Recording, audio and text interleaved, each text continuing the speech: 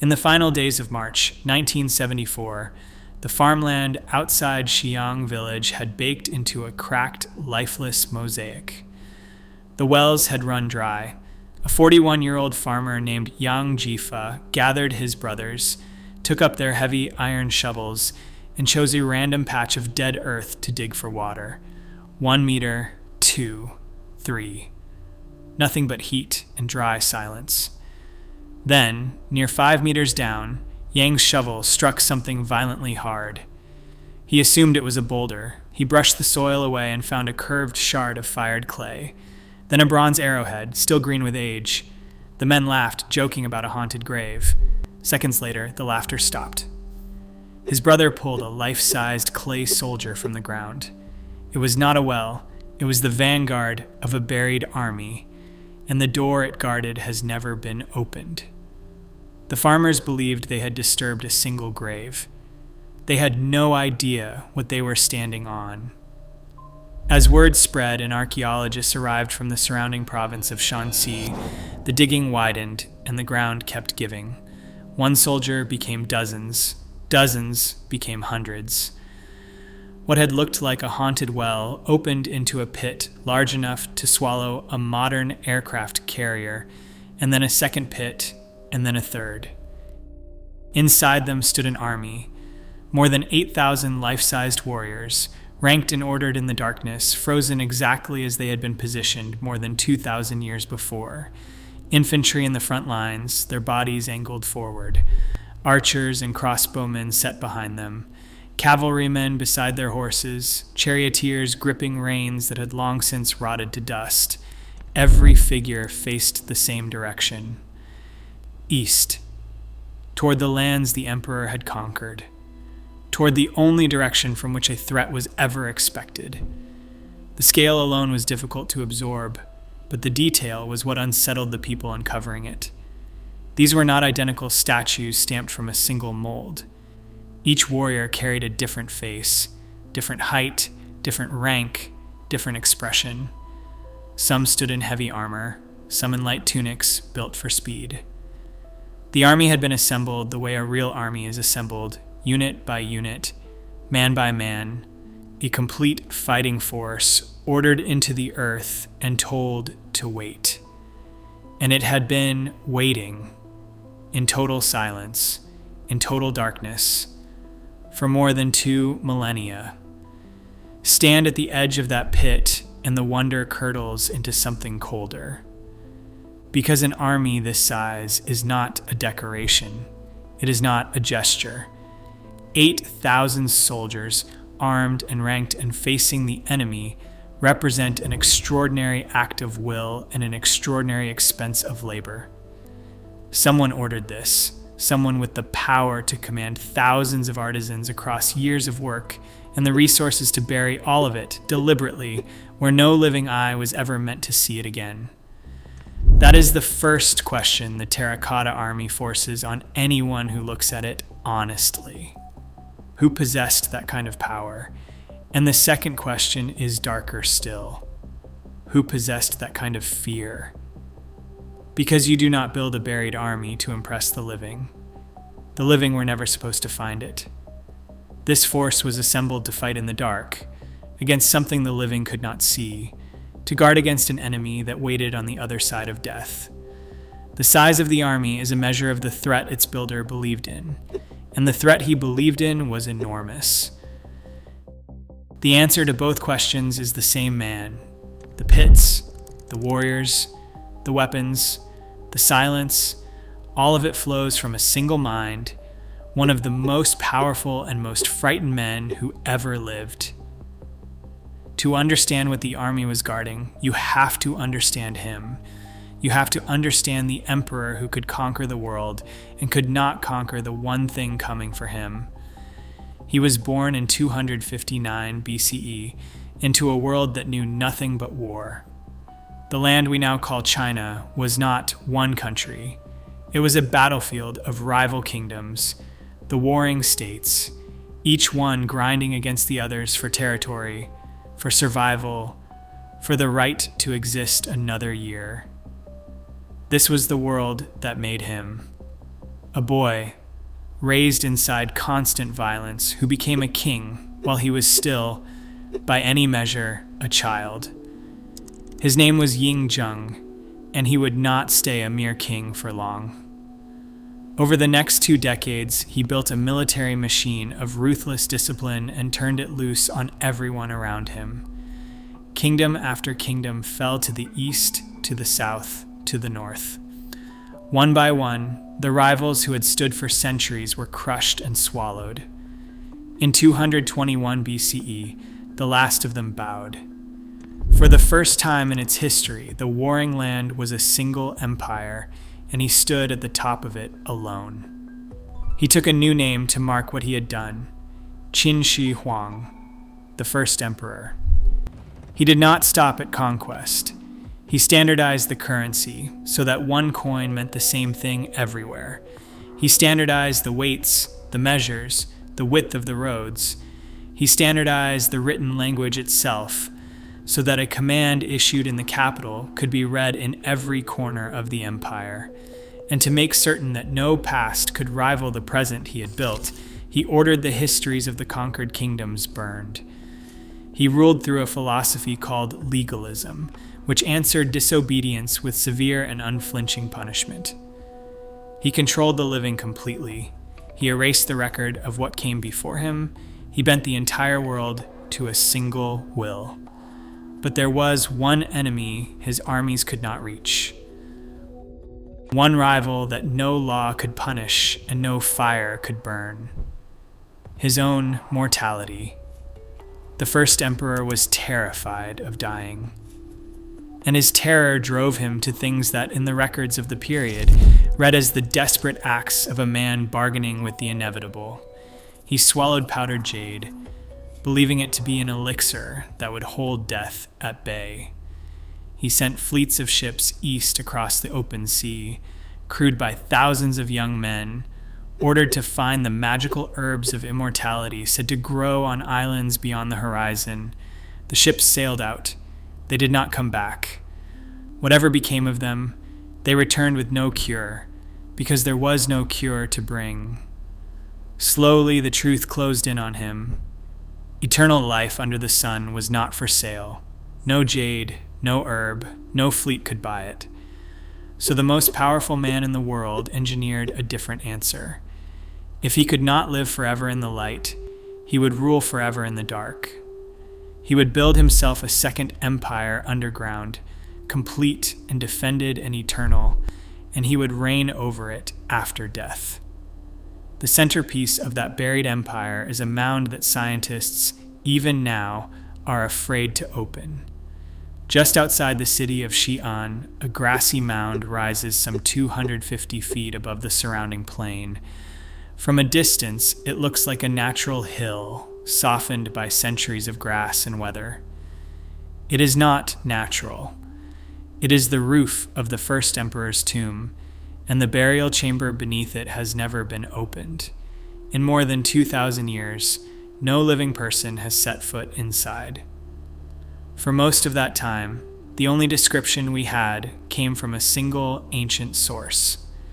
The historian Sima Qian, writing roughly a century after the emperor's death, recorded what lay within.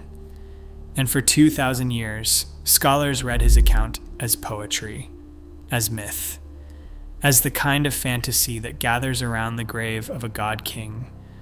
What Sima Qian described was a palace beneath the earth, a ceiling set with pearls and precious stones to mirror the night sky, the sun and the moon and the constellations wheeling overhead, a floor sculpted into the geography of the empire itself, its mountains and its plains laid out in a miniature. And running through that sculpted landscape, rivers, seas, not of water, but of liquid mercury, flowing through the underground kingdom and kept in constant motion by mechanical means, so that the silver rivers would never stop moving. It was too strange to believe. Flowing rivers of poison pumped through a buried palace beneath a hill for eternity. For 20 centuries it stayed a legend. Then the instruments arrived. Modern researchers did not need to open the tomb to test the old story. They tested the soil. Sampling the earth across the Great Mound, they found something that should not have been there: mercury. Not in trace amounts, but in concentrations measured at hundreds of times the natural background level of the surrounding land. The poison was real, and it was pooled exactly where Sima Qian said it would be. The mapping went further. Surveys of the mound revealed that the mercury was not spread evenly across the site. It was concentrated in a distinct pattern, heavier in some regions than others, and when that pattern was laid out, it was found to correspond to the rough geography of the Chinese Empire, the heaviest readings falling where the great rivers and the eastern sea would sit on a map of the land. The silver waters Sima Qian described were not invented. They left a chemical fingerprint in the ground, and the fingerprint matched the myth. For 2,000 years, it was a story scholars dismissed. The instruments turned it into a measurement. That single fact changes how you stand in front of the mound.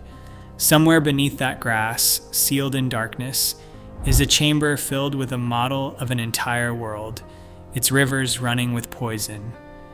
We can read it from the surface. We can map its shape without lifting a single stone, which raises the obvious question. If the scans can see this much from the outside, why has no one simply gone in? The answer is not law, and it is not fear of the dead. The answer is written on the warriors themselves. When archaeologists first lifted the warriors from the pits, they made a discovery that still haunts the people who work the site. The soldiers we see today are the color of bare clay, a uniform gray-brown that reads as stone. That is not how they were made. Every one of those 8,000 figures was once painted, brilliantly, in vivid color. Crimson and green, blue and white, and among them a rare and remarkable pigment that chemists now call Han purple. A synthetic color the Qin artisans manufactured through a process the modern world did not rediscover until the 20th century. The army that stood in the dark was not gray. It was a riot of color, and we watched it die. Beneath the paint lay a thin layer of ancient lacquer, the binding coat that held the color to the clay for more than 2,000 years underground. In the sealed, stable air of the buried pits, that lacquer had survived intact. But the moment a freshly excavated warrior met the open air of the modern world, the lacquer began to fail. It curled. It cracked. Within seconds, sometimes within minutes, it peeled away from the surface and took the paint with it, the pigment flaking off and crumbling to powder before the eyes of the people uncovering it. Colors that had endured for 2 millennia in the dark could not survive the first hour of daylight. That is the real reason the great tomb beneath the mound remains sealed. Not superstition, not bureaucracy. Chemistry. If the warriors lost their color in seconds, what would the open air do to the contents of an undisturbed imperial chamber, to silk, to wood, to whatever delicate treasures Sima Qian's silver rivers were built to surround? The fears that opening the tomb would mean destroying it, that the act of looking would erase the very thing we looked for. So the decision was made not to look, not yet. The chamber stays shut, deliberately, by choice, while researchers wait for technology advanced enough to map its interior without ever breaking the seal. The instruments tell us something is in there. The mercury readings confirm it. And still the door stays closed, held shut on purpose, until we are certain we can open it without turning what is inside into dust. This is the strange truth at the center of the site. We are not locked out of the first emperor's tomb. We are choosing to stay out. We have the shovels. We have the scanners. We have a precise map of the poison rivers beneath the grass. What we do not yet have is a way to enter without destroying. And so the most extraordinary unopened tomb in the world remains exactly that. Unopened.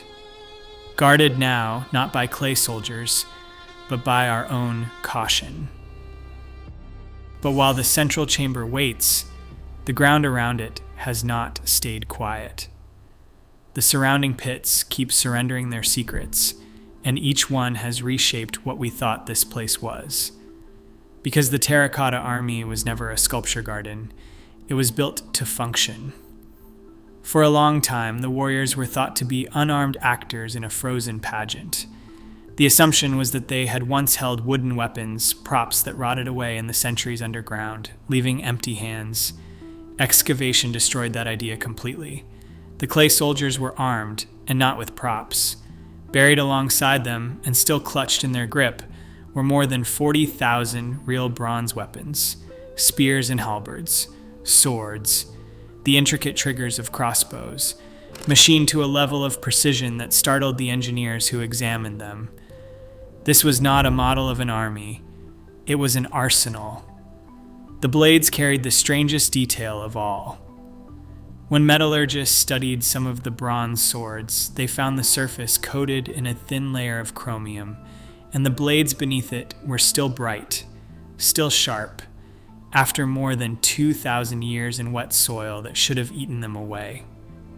For a time, this was reported as deliberate genius, an anti-rust treatment the Qin had mastered 2 millennia before the technique was patented in the West. Later analysis has pushed back on that reading. Other researchers argue the chromium was not a coating applied to the metal at all, but a trace left behind by the lacquer on the wooden parts of the weapons, and that the soil conditions, not ancient chemistry, preserved the edges. The debate is unsettled. What is not in doubt is the result. Some of those swords came out of the ground, sharp enough to cut. Then the scanners turned to the faces and found something stranger than any weapon. When researchers brought in 3-dimensional scanners and built precise point cloud models of the warriors, they were able to measure each face with a precision no human eye could match. And the measurements revealed that no 2 faces were the same. One eyebrow sat slightly higher than its partner. One cheekbone curved a fraction fuller than the other. Ears, noses, the set of a mouth, the line of a jaw. Every figure carried its own small asymmetries, the irregularities of a real human face rather than the clean symmetry of an invented one. Hyperspectral imaging and facial mapping pointed toward a single conclusion that is difficult to shake. The artisans were not inventing faces, they were copying them. The men who modeled for the Terracotta army may have been the soldiers themselves, the living troops of the Qin, the men who marched and fought and bled to conquer the warring kingdoms, their tired and weathered faces studied and pressed into clay, one at a time. 8,000 individuals, each one a portrait. An entire generation of a conquering army, immortalized the only way the emperor could keep them, frozen in the earth and set to guard him forever. But the individual faces, unsettling as they are not the darkest thing the soil around the mound has surrendered. The grimmest discovery at the site is not 2,000 years old in the record books. It was dragged into the light barely a year ago, and it turned the necropolis into something far worse than a tomb. In 2024, in an area of the necropolis designated Tomb Number 1, archaeologists digging deep into the soil reached something massive, a wooden coffin, and not an ordinary one. It weighed roughly 16 tons, an enormous burial built on a scale reserved for the very few. And when it was opened, the wealth inside confirmed exactly who that few were. Camels worked in gold and silver, carved jade, bronze vessels of fine craftsmanship. This was not the grave of a soldier or a servant. The richness of it marked the occupant as imperial, a member of the royal house itself, buried with the treasures of the absolute highest rank. To understand who ended up in that coffin, you have to understand what happened when the first emperor died. His death came suddenly, far from the capital, while traveling, and his absence tore the empire apart almost at once. According to the ancient records, his younger son seized the throne through a forged letter, a counterfeit command that pushed aside the rightful heir and placed the crown on the wrong head. The new emperor, Qin Shi, knew how fragile a stolen throne could be. So he secured it the way frightened tyrants have always secured power. He turned on his own family. The records describe a purge. Brothers and sisters and rivals of royal blood systematically destroyed, so that no one of standing remained to challenge the forged succession. For 2,000 years, that purge was a written account, a dark story told by historians. The 16-ton coffin turned it into physical evidence. A royal of the highest rank, buried in haste and in wealth at the edge of the emperor's own necropolis, fits the records of the slaughter with a precision that is hard to dismiss. The bones in the ground match the horror on the page. And the horror does not stop at the royal family, because the same ancient texts that describe the purge describe something colder still about the necropolis itself. To protect the tomb, its hidden traps, its treasures, and its secrets, the records state that the workers who built the complex were not allowed to leave. The artisans who shaped the warriors, the engineers who designed the mercury rivers, the laborers who hauled the earth. When the great stone doors were finally closed, according to the accounts, they were closed with the builders still inside, sealed in the dark with the secrets they had made, so that no living man could ever reveal the way in. If those accounts are true, the Terracotta army does not stand guard over a marvel of ancient art. It stands guard over a mass grave. The silent ranks facing east are not only a tribute to an emperor's power, they are the headstones of the people that power consumed. This is the duality buried beneath the mound, the summit of ancient engineering, chemistry, and logistics, the most ambitious construction of its age, raised on forced suffering and sealed with human lives. One man's monument, built from the bones of everyone who built it. The man who brought the world to its knees could not buy a single extra day of life. He died still chasing it, still swallowing jade, still waiting for ships that were never coming back. And yet, stand before his army now and consider what he left behind. The asymmetrical faces, each one a portrait of a real and vanished man. The real weapons, some still sharp, gripped in clay hands. 8,000 soldiers facing east in total silence, waiting for a command that will never come. He never found the elixir, but by freezing an unstoppable army in the earth and sealing his poisoned palace beneath the grass for more than 2,000 years, he achieved something he never intended. We are still saying his name. The door is still shut. The instruments still tell us something is inside. The only question left is what we are waiting to find.